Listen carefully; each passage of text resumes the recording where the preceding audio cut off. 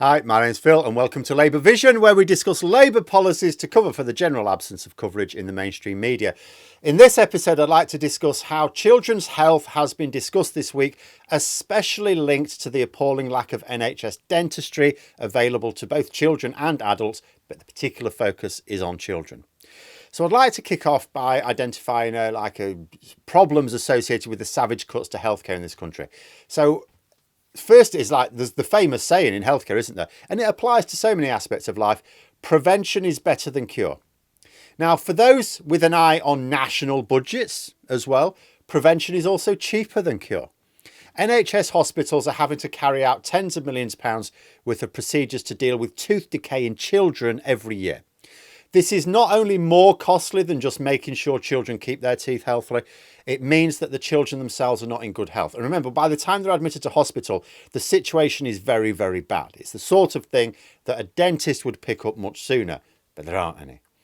You know, there's a human and financial cost which could be avoided if we made sure children looked after their teeth and made sure they had regular dental checkups, as far as can be reasonably expected.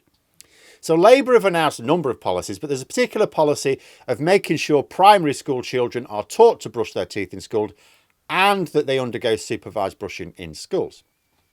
Now, I know primary teachers have straight away gone, great, another thing dumped on our laps. I sincerely hope that's not the case. This needs funding properly. Teachers, as well as ancillary staff, are already overstretched. If you ask schools to do something extra, there should be the funding for extra staff to manage it. And we don't, it shouldn't be for teachers. We don't pay a teacher's salary to get someone to watch you brush your teeth, right? Support staff can be used for that. And it would cost less to fund the staff to do this in schools than it does to deal with the effects of tooth decay much later on. It saves taxpayer money and the kids have a healthier and happier life. You know, I saw a ridiculous question posed to Health Secretary Wes Streeting today on Sky. Trevor Phillips, who also writes for The Times, asked Streeting if he really wanted schools to tell children how to brush their teeth. Is that really the state's job, he asked. So let's break this down. Being able to brush your teeth is an important skill. I think it's fair to say everyone agrees with that. I don't think that's a political issue. I think people on both the left and the right agree that children knowing how to brush their teeth is an important skill and that they should be brushing their teeth regularly. Do we agree on that? Good. Okay, so I'm going to assume that is objective fact. Another objective fact, which I need not assume, is that many children do not know how to brush their teeth, and even some who do, don't do it anyway. So what we have here is a case of lots of children not knowing about an important aspect of life, in this case, brushing your teeth. Now ask yourself what a school is for. Now, if you had to explain what a school's for in a really concise way, surely a school is there to teach children essential skills which they may not otherwise learn or not learn to a sufficient level. So for people saying, well, it should be the parents' job, maybe some of you thinking that, I will say two things. First, placing responsibility on people who are not accountable does not solve the problem. Giving responsibility to someone only works if they're accountable.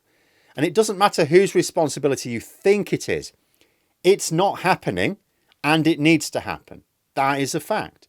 As Streeting said, the cost to the child and the NHS is unbearable. So if you are to make sure it happens, you can force the parents to make sure their children brush or just give the task to schools. Which is better? Making a criminal offence which could see parents in court, or just let schools teach the skill and make sure they brush at least once a day in school in the hope that the habit transfers to home. The second thing I'd say is that many parents also read with their children. They teach them to ride a bike, they even play sports. Yet schools do all this as well. A primary school teaches children how to read books, how to ride a bike, how to cross a road safely, how to play sports. And nobody bats an eyelid. In fact, people expect it. So why is it that we expect schools to teach these skills, which many parents do for their children anyway, and yet brushing your teeth, which is more important than knowing how to kick a ball or ride a bike for most of us, is somehow a weird thing for schools that needs to be questioned. It's not weird, it's just that they're not doing it at the moment. You know, I've spoken in the past about how schools, secondary schools this time, should actually cut down their academic programme a bit and spend time on essential skills. budgeting, financial services, our political system, civic rights and responsibilities, the justice system, employment rights, and so on. Because those are essential for everyone to know. You know, I found it telling that Mr. Phillips asked, is that really the state's job? And this is where it does become political, because those on the right, of course, they don't see the state's job to do anything other than exist. That is essentially the definition of the right wing, isn't it? They see the state as simply existing but not doing anything. But there are behaviours which are both helpful and harmful to wider society, as well as the individual. It's absolutely the state's job to encourage the helpful behaviours and dissuade the harmful behaviours in the most efficient and effective way possible. And when it comes to child dental care, you've essentially got three options. The first is the one that the Tories have adopted, which is to use lots of taxpayer money to fix the problem with tooth decay years after it could have been prevented. The second option is to spend less on preventing most cases of child tooth decay with supervised brushing, better education, and NHS dental checks for young children. The third option is monitoring child dental care and then fining or imprisoning parents whose children fall below a particular standard. Now, I'm not sure people on either the left or the right of politics really want that. Labour's option is by far the cheapest, the most effective, and you know what? It doesn't involve threatening voters with legal consequences. Mind you, Labour's plans don't stop at dental care. That's just what has been newsworthy again this weekend. Keir Starmer wrote an article in The Guardian where he basically described the government's treatment of child health as neglect. You know, the wait for mental health treatment, the rise in serious eating disorders, as well as the number one reason for children being admitted to hospital being to extract rotten teeth. And that is down to not only brushing, but not having regular NHS dental appointments because they simply don't exist. You know, many of us as children, when these things did exist, never had a tooth extracted because of tooth decay. Sometimes it was an awkward first tooth that was being a bit tricksy. That was basically it.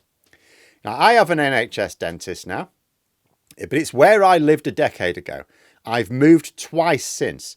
But I've kept that dentist because there simply weren't any available in either of the two places I've moved to since. I'm lucky I'm able to drive 40 minutes each way to an appointment there. Many people simply don't have a dentist because there isn't the NHS provision. They cannot afford to go private. And it doesn't matter whether you have a focus on the health of a child or indeed adult, from a moral or a financial point of view. Either way, should really be in favour of spending taxes on preventing health problems because you end up spending those taxes anyway on treating them, only way more money. Because it's always cheaper to deal with it earlier. And of course it means the individual is happier. But there we are, those are my thoughts on the general thrust of Labour's policy on child dental health in particular. Let us know your thoughts in the comments below. Please click the like button and subscribe for further content. And until next time, I'll see you later.